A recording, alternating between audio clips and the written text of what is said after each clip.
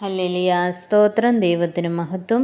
എല്ലാ ദൈവമക്കൾക്കും കർത്താവിൻ്റെ അതിപരിശുദ്ധമായ നാമത്തിൽ എൻ്റെ സ്നേഹവന്ദനം അറിയിക്കുന്നു. ഇന്ന് ഞാൻ വായിക്കാൻ പോകുന്നത് സങ്കീർത്തനം 84 എല്ലാവരും ശ്രദ്ധയോടെ കേൾക്കുക, അനുഗ്രഹം പ്രാപിക്കാം. സൈന്യങ്ങളുടെ യഹോവേ, തിരുനിവാസം എത്ര മനോഹരം! എൻ്റെ ഉള്ളം യഹോവയുടെ പ്രാകാരങ്ങളെ വാഞ്ഛിച്ചു മോഹിച്ചു പോകുന്നു.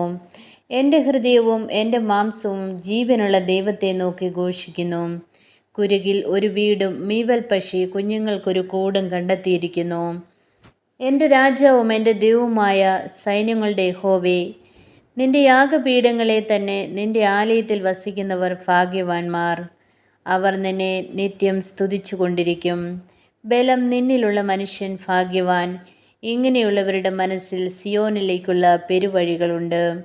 കണ്ണുനീർ താഴ്വരയിൽ കൂടി കടക്കുമ്പോൾ അവർ അതിനെ ജലാശയമാക്കി തീർക്കുന്നു. മുൻമഴയാൽ അത് അനുഗ്രഹപൂർണമായി തീരുന്നു. അവർ മേൽക്കുമേൽ ബലം പ്രാപിക്കുന്നു. എല്ലാവരും സിയോനിൽ ദൈവസന്നിധിയിൽ ചെന്നെത്തുന്നു.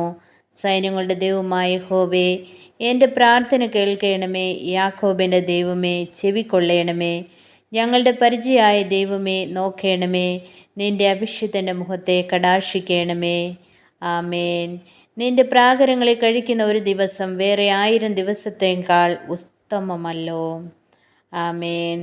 ദുഷ്ടന്മാരുടെ കൂടാരങ്ങളിൽ പാർക്കുന്നതിനേക്കാൾ എൻ്റെ ദൈവത്തിൻ്റെ ആലയത്തിൽ വാതിൽ കാവൽക്കാരനായിരിക്കുന്നത് എനിക്കേറെ ഇഷ്ടം. യഹോവയായ ദൈവം സൂര്യനും പരിചയമാകുന്നു. യഹോവ കൃപയും മഹത്വവും നൽകുന്നു. നേരോടെ നടക്കുന്നവർക്ക് അവൻ ഒരു നന്മയും മുടക്കുകയില്ല.